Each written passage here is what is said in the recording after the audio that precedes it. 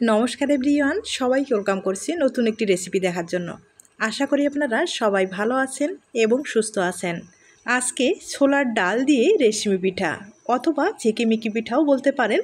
এর আগে আটা, ময়দা, চালের গুঁড়ো দিয়ে তো অনেক খাওয়া হয়েছে। ছোলার ডাল দিয়ে কখনো এই ধরনের পিঠা খাওয়া হয়েছে কি না জানি না। আমার মনে হয় এই পিঠাটা একবারে নতুন।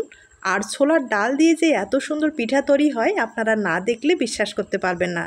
এই পিঠাটা খেতে এতটাই টেস্টি হয়, একবার খেলে স্বাদ কখনো ভোলা যাবে না। তাছাড়া পিঠাটা কিন্তু পুরো বছর সংরক্ষণ করা যাবে।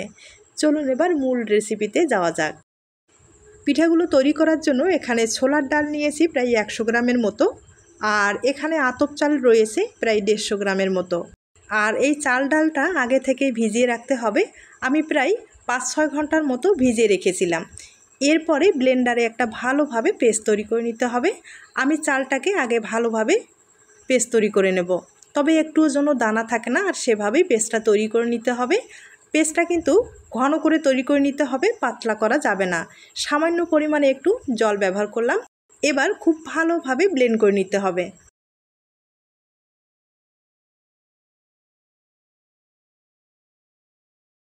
চালের পেস্টটা আমি তৈরি করে নিলাম, তবে অবশ্যই কিন্তু চেলে নিতে হবে। আমি একটা চালনির সাহায্যে চেলে নিব।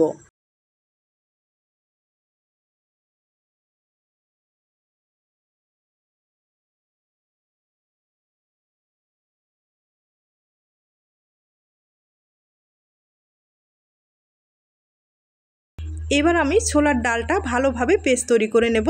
তবে এই ডালটাও কিন্তু কোনোভাবে পাতলা করা যাবে না, একবারে ঘন করেই তৈরি করে নিতে হবে। ছোলার ডাল আমি পুরোটাই দিয়ে দিব। এরপরে এখানে কয়েক টুকরো আদার কুচি, কাঁচামরিচ আর কয়েকটা রসুন এগুলো দিয়ে দিব। এখন দিয়ে দিব হাফ চামচেরও কম আস্ত জিরা। আর এগুলো যদি দেওয়া যায় পিঠার ফ্লেভারটা কিন্তু খুব ভালো আসবে। আমি সামান্য পরিমাণে জল ব্যবহার করলাম। এবার খুব ভালোভাবে পেস্ট তৈরি করে নিতে হবে।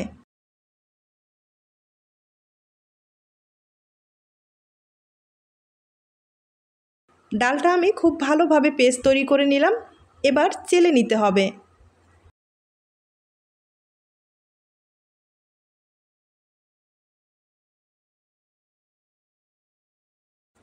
আমি খুব ভালোভাবে চেলে নিলাম। এবার সব কিছু একটু মিশিয়ে নিতে হবে। এই ব্যাটারটা মনে হচ্ছে অনেকটাই পাতলা হয়ে গেছে।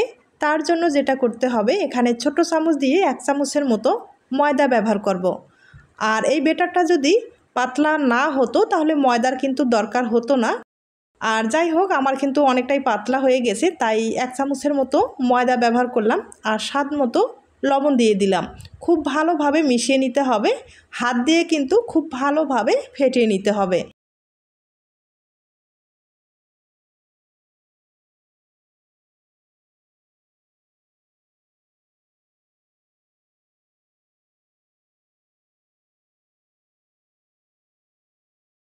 ব্যাটারটা আমি খুব ভালোভাবে তৈরি করে নিলাম। এখন যেটা করতে হবে, আমি সামান্য পরিমাণে একটু ফুড কালার ব্যবহার করব। আর এই ফুড কালারটা দিলে পিঠার কালারটা কিন্তু দেখতে একটু ভালো লাগবে, তবে আপনারা চাইলে স্কিপ করতে পারেন।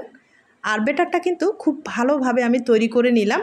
আর ঘনত্বটা হয়তো বা দেখে বুঝতে পেরেছেন, পাতলাও না ঘনও না, সেভাবে কিন্তু তৈরি করে নিলাম।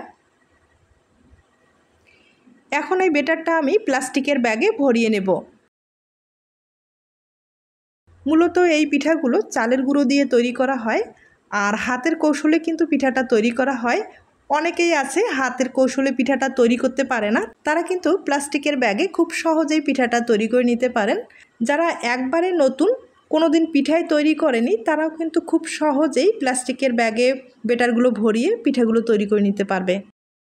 এবার আপনাদের পিঠাগুলো তৈরি করে দেখিয়ে দিচ্ছি। তার জন্য ফ্রাই প্যান লাগবে। ফ্রাই প্যান ছাড়া পিঠাগুলো কিন্তু তুলতে পারবেন না, অবশ্যই ফ্রাই প্যানের দরকার হবে। আর একটু হালকা করে তেল লাগিয়ে নিতে হবে। এখন আপনাদের পিঠাগুলো তৈরি করে দেখিয়ে দিচ্ছি। একবারে কিন্তু ইজিভাবে এই পিঠাগুলো তৈরি করা যায়।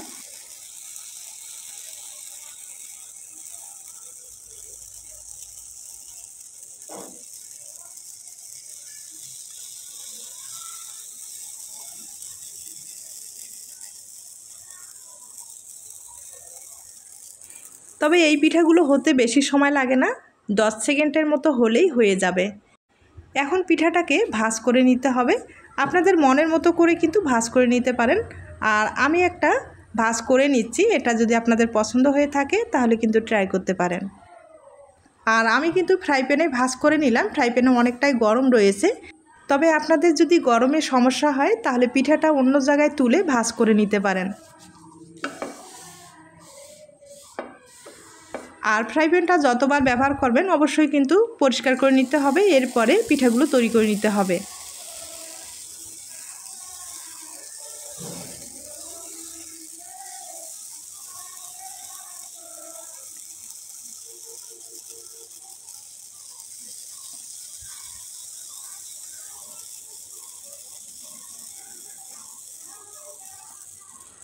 পিঠা তো আপনারা অনেকভাবে খেয়েছেন, তবে ডাল দিয়ে এই ধরনের পিঠা খেয়েছেন কিনা জানি না।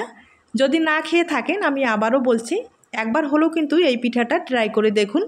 এই পিঠাটা তৈরি করতে কোনো রকম ঝামেলা নেই, একবারে কম সময়ে আপনারা পিঠাটা তৈরি করে নিতে পারবেন। আর সবচেয়ে মূল কথা হচ্ছে এই পিঠাটা কিন্তু পুরো বছর সংরক্ষণ করে খাওয়া যাবে। আর মাঝে মাঝে একটু যদি রোদ্রে দেওয়া যায় পিঠাগুলো, তাহলে নষ্ট হওয়ার ভয় একবারে থাকবে না। যখন খেতে ইচ্ছে করবে তখন কিন্তু ভেজে আপনারা খেতে পারেন।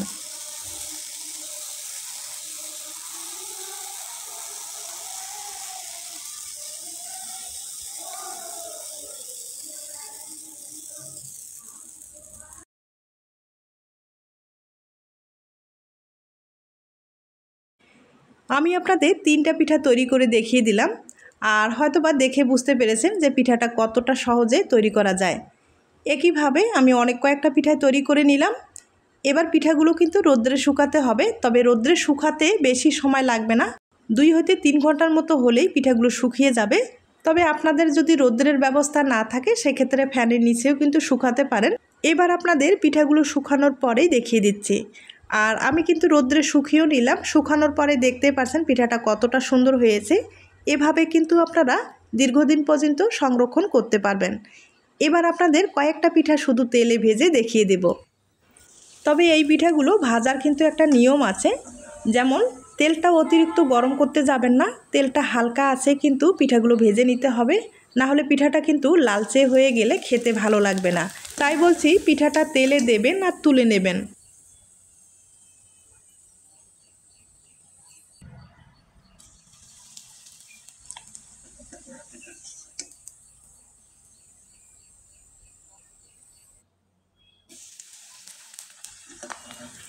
আমি আপনাদের কয়েকটা পিঠা তেলে ভেজে দেখিয়ে দিলাম। পিঠার এই রেসিপিটি আপনাদের কাছে যদি ভালো লেগে থাকে বা আপনার কোনো উপকারে আসতে পারে তাহলে একটা লাইক দিতে পারেন। একটা পিঠা আমি ভেঙে দেখিয়ে দিলাম, আর দেখতেই পাচ্ছেন কতটা মুচমুচে হয়েছে। তাহলে আজ এ পর্যন্ত, নতুন কোনো রেসিপির সাথে আবার দেখা হবে। সবাই ভালো থাকবেন।